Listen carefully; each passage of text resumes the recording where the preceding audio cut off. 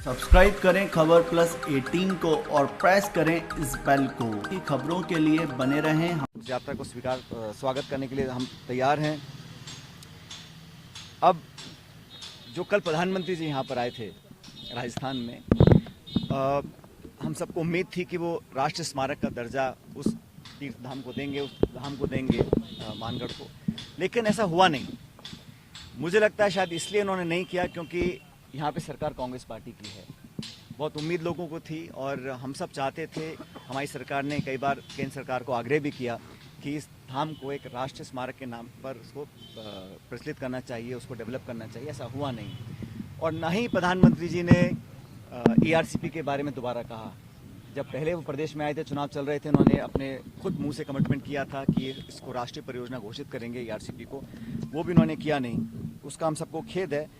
मुझे उम्मीद थी कि ये इस बार कर देंगे, लेकिन उन्होंने किया नहीं। और प्रधानमंत्री जी ने कल जो बयान दिए, जो बड़ाइयाँ करी, मैं समझता हूँ बड़ा दिलचस्प एक घटनाक्रम है, क्योंकि इसी प्रकार प्रधानमंत्री जी ने सदन के अंदर गुलाम नबी आज़ाद साहब की बड़ाइयाँ करी थी और उसके बाद क्या घटनाक्रम पैदा हुआ हम सब ने देखा है। तो बड़ा इंटरेस्टिंग डेवलपमेंट था कल का, जो प्रधानमंत्री जी ने सोते ही बड़ाइयाँ करी हैं।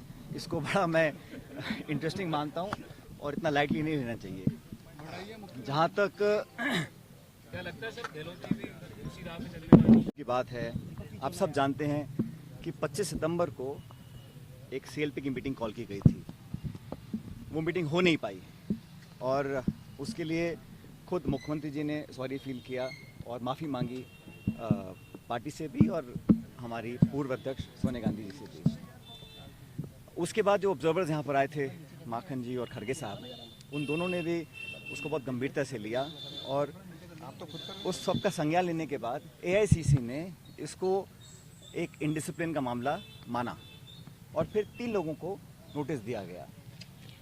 नोटिस देने के बाद ये जानकारी में आया है कि उसके जवाब दिए गए हैं, लेकिन मैं ऐसा मानता हूँ कि कांग्रेस एक पुरानी पार्टी है, अनुशासित पार्टी है और इस पार्टी में सबके लिए रूल्स, नियम, कायदे कानून बराबर होते हैं। तो जो इंडिसिप्लिन अगर किया गया है, उसके जवाब मांगे गए हैं, जवाब दिया गया है, तो उस पर भी शीघ्र निर्णय लिया जाना चाहिए। वो इसलिए, कोई व्यक्ति कितना बड़ा हो, लेकिन कानून, डिसिप्लिन, अनुशासन पार्टी का सब पे लागू होता है।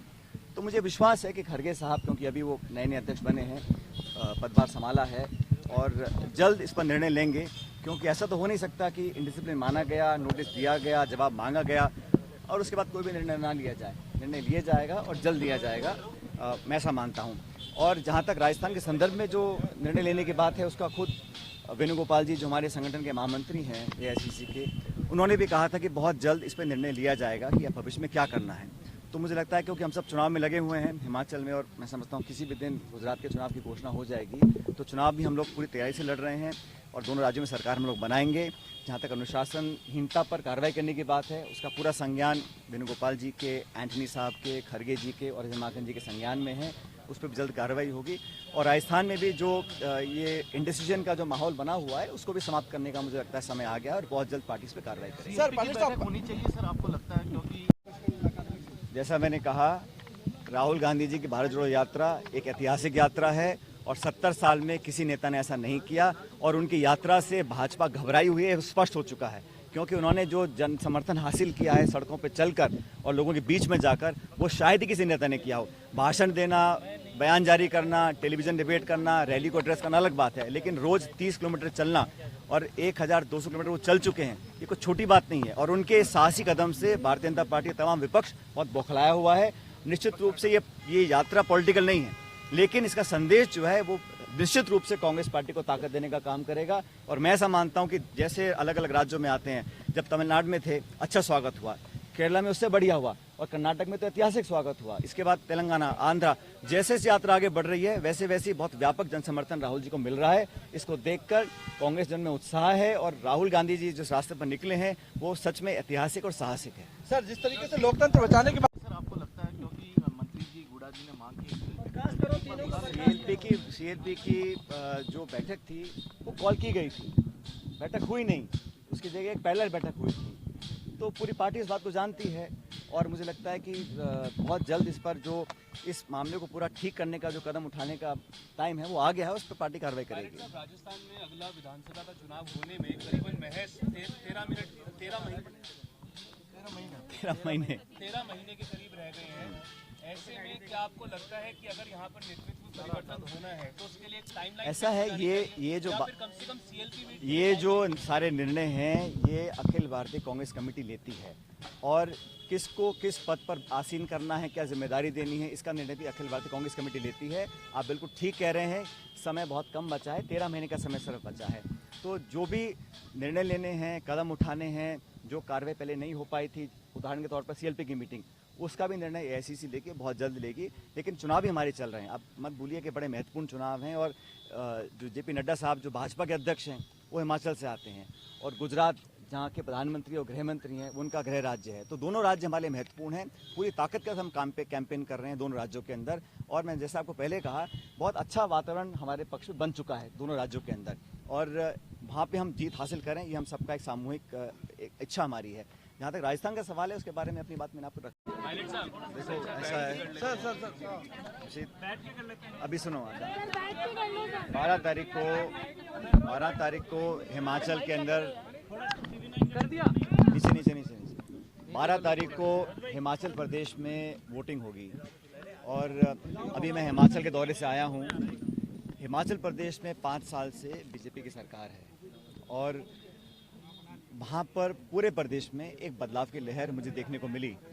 कल कई सभाओं को मैंने संबोधित किया, और ये बात स्पष्ट हो गई है कि अगर भाजपा की हिमाचल की सरकार के कामों के दम पर वोट मिल रहे होते और सरकार रिपीट हो रही होती, तो हर हफ्ते प्रधानमंत्री जी और गृह मंत्री जी उस छोटे से राज्य में बार बार सभाएं नहीं करते, और बार बार कहा जा रहा है कि वो डबल इंजन की सरकार है। तो मैंने कल कहा हिमाचल प्रदेश में कि जो डबल इंजन है उसमें से एक इंजन तो 12 तारीख को फेल हो जाएगा, हिमाचल प्रदेश का।